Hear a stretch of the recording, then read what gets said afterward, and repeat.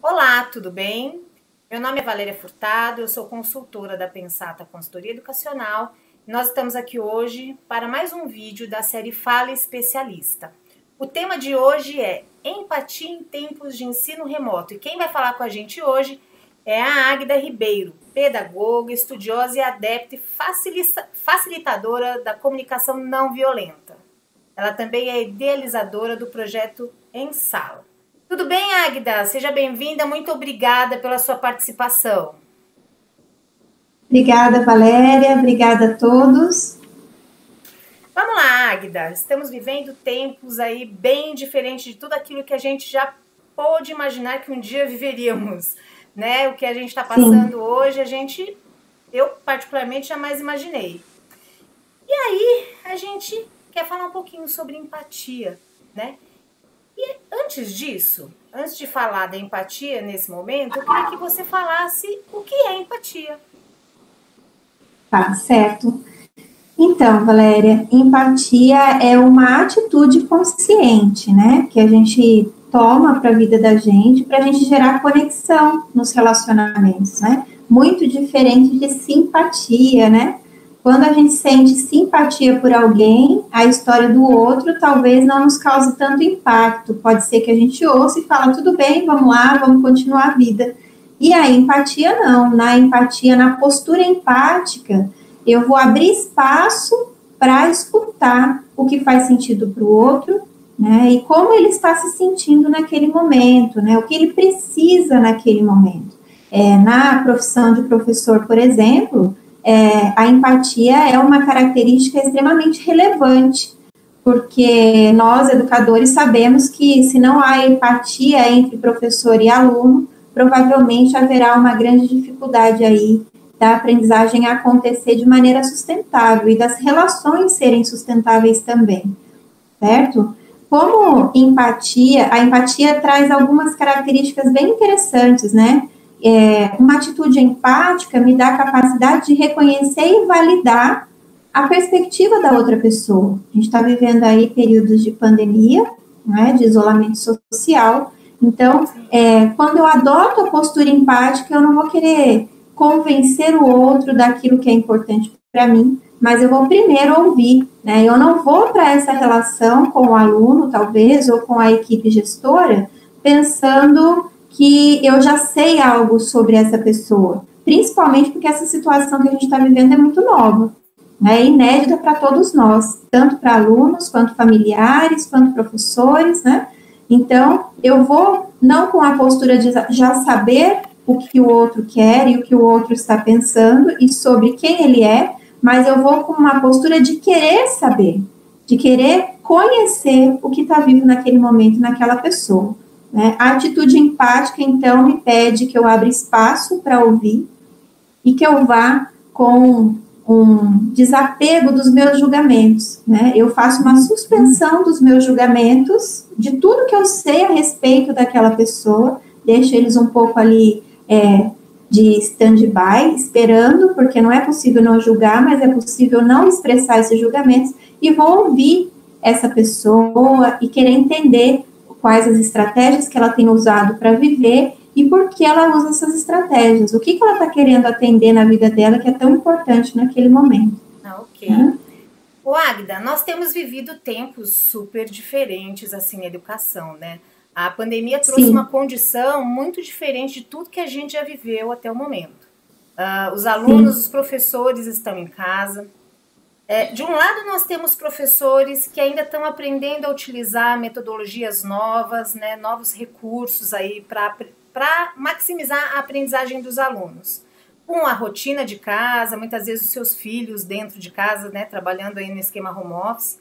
De outro lado, a gente tem os alunos cansados, né, sentindo falta do contato social.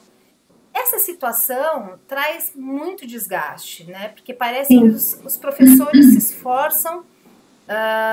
Enquanto há todo esse esforço dos professores, as famílias e alunos não necessariamente parecem perceber ou reconhecer esse esforço, né? Como é que a empatia pode ajudar a reduzir esse desgaste que o professor vem passando?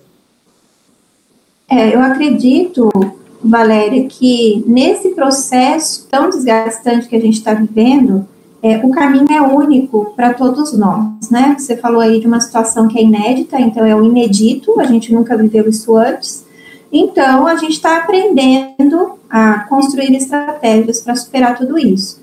O que eu entendo que a empatia pode trazer de benefício, né? E reduzir o estresse que a gente está vivendo. Eu sou educadora, eu sou professora, então eu convivo com essa realidade sempre que eu estou dando aula remota.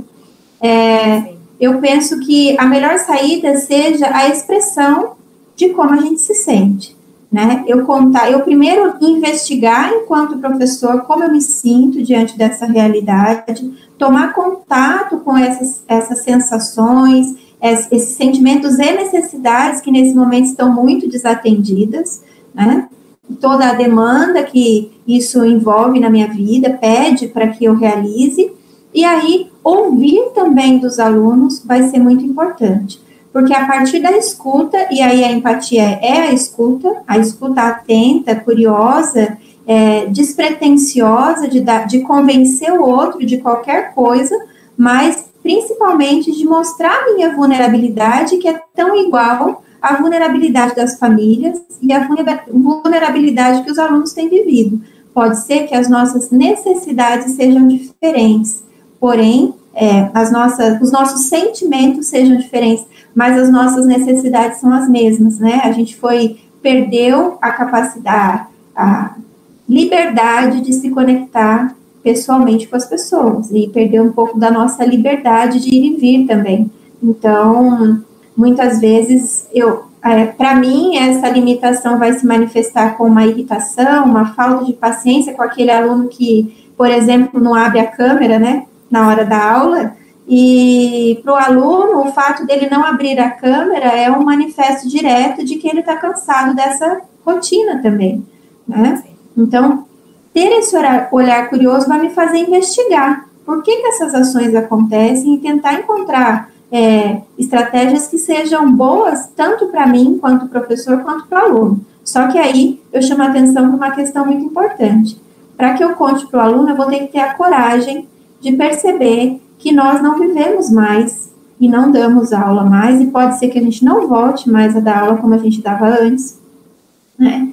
Que a gente controlava as ações dos alunos, né? Hoje a gente precisa ter muita clareza disso, de que antes, se o aluno fizesse algo que nós desaprovássemos, a gente tomaria algumas atitudes bastante autoritárias, né, pedindo para sair da sala. Nesse momento, a gente não tem sala para pedir para o aluno sair. E no então, fundo, Águida, no fundo, a gente nunca controlou, né?